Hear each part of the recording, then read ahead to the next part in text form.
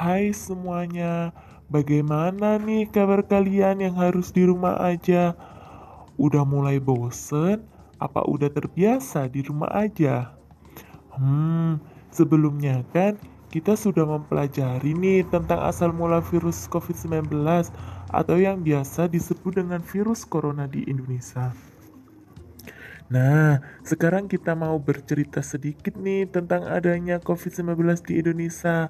Apakah kalian tahu, semenjak adanya pandemi COVID-19 di Indonesia, muncul dampak di berbagai aspek, mulai dari aspek pendidikan, ekonomi, kesehatan, dan lain sebagainya.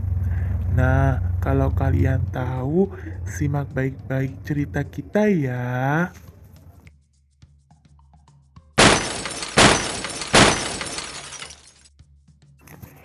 Selama pandemi COVID-19 di Indonesia ini, ternyata terdapat dampak positif di dalamnya. Di antaranya, pertama dalam bidang informasi dan teknologi, kedua dalam bidang ekonomi, ketiga dalam bidang kesehatan. Dalam bidang informasi dan teknologi, kemajuan dalam bidang IT ini banyak dirasakan selama masa pandemi karena dalam kondisi sekarang ini lembaga pendidikan, guru, siswa, orang tua, bahkan masyarakat diharuskan menguasai berbagai aplikasi untuk menunjang sistem pendidikan dan berbagai layanan publik. Dan seperti yang kita ketahui bahwa teknologi adalah salah satu pendukung dalam berjalannya revolusi industri.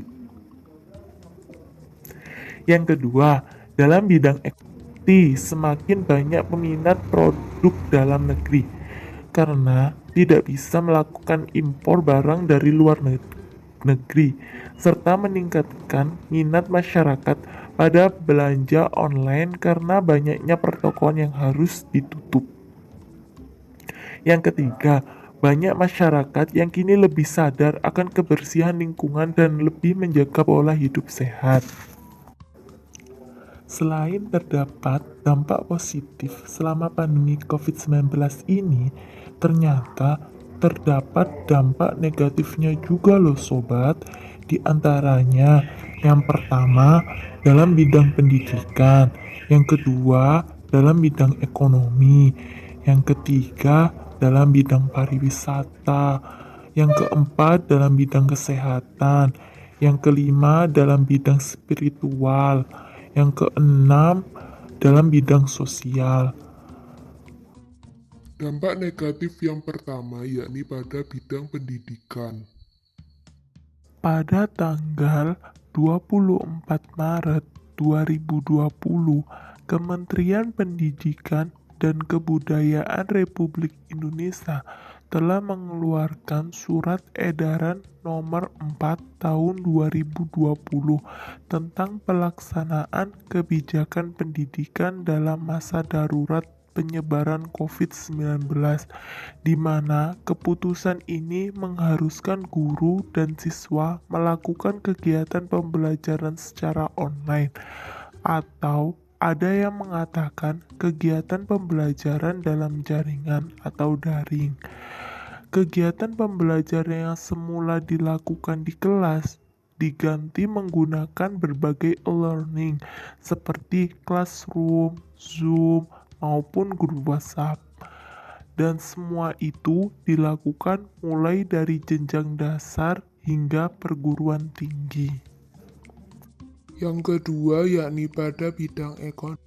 Sesuai surat edaran yang dikeluarkan oleh pemerintah pada 18 Maret 2020 yang melarang segala kegiatan baik di dalam maupun di luar ruangan pada semua sektor untuk mengurangi penyebaran COVID-19, maka banyak pekerjaan yang biasa dilakukan di luar rumah kini dilakukan di rumah atau work from home.